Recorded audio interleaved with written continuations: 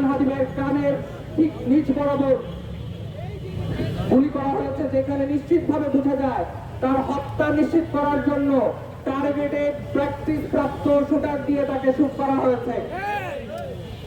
আমরা উসমান হাদিবের চিকিৎসার জন্য জানার সাথে সাথে সেখানে ঢাকা মেডিকেলে দ্বারস্থ হয়েছি। সেখানে সিনিয়র ডাক্তারবৃন্দের সাথে কথা বলার চেষ্টা করেছি যেন কোনো ধরনের এই যারা হত্যার ষড়যন্ত্র সাথে লিপ্ত তারা যেন তার চিকিৎসার যেন কোনোভাবে ব্যাহত করতে না পারে, তার সুচিকিৎসা পাওয়ার জায়গা থেকে কোনো ধরনের ষড়যন্ত্র যেন না হয়, সেজন্য আমাদের চেনা যারা পরিচিত যারা সিনিয়র ডাক্তার আছেন তাদেরকে আমরা সে ব্যাপারে নজর রাখার ব্যাপারে তাদের দৃষ্টি আকর্ষণ করেছি।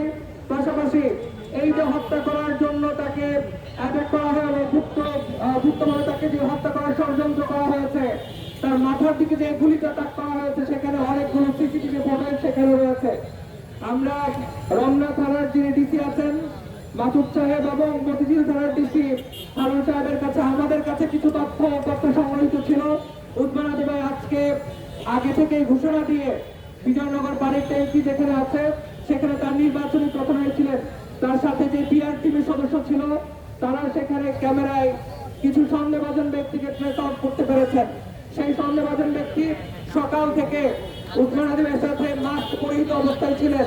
উসমান হাদি ভাইয়ের সাথে যারা ছিলেন তারা জুমার নামাজে অংশগ্রহণ করলেও সেই সন্দেহভাজন ব্যক্তি উসমান হাদি ভাইয়ের গতিবিধি লক্ষ্য করার জন্য নামাজে অংশগ্রহণ না করে সর্বশেষ নামাজ পরবর্তী সময়ে তাকে টার্গেট করে শুট করা হয়।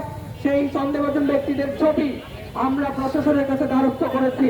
আমরা প্রশাসনের কাছে এই কথাগুলো বারবার বলার চেষ্টা করেছি।